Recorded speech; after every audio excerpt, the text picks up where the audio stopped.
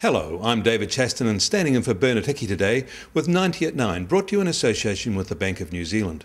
This is where you get everything you need to know in 90 seconds on 9 o'clock, starting now with news that Moodys have started downgrading some big international French banks as the euro crisis deepens. These downgrades and shifts in credit watch status aren't major at this stage and still leave them with some of the best bank ratings, but it does signal that contagion is deepening in the heart of Europe.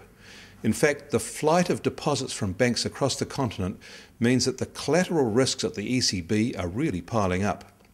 The ECB has cleared away some internal, mainly German opposition, and is now readying the issuance of new Eurobonds. The effect will be to concentrate all these risks in these. But it is also a necessary first step in the federalising of Europe, one where budget and spending sovereignty dissolves before the overall EU requirements. And watching all this is China, with obvious unease.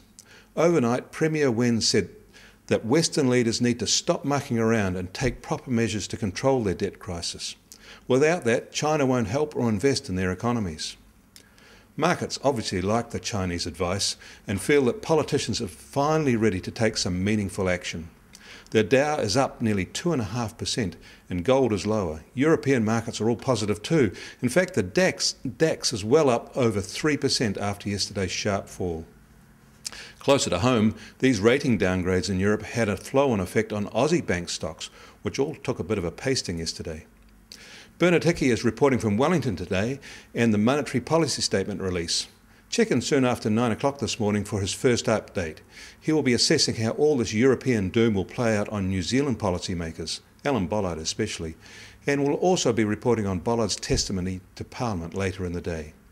I'm David Chaston and that was 90 at 9, brought to you in association with the Bank of New Zealand.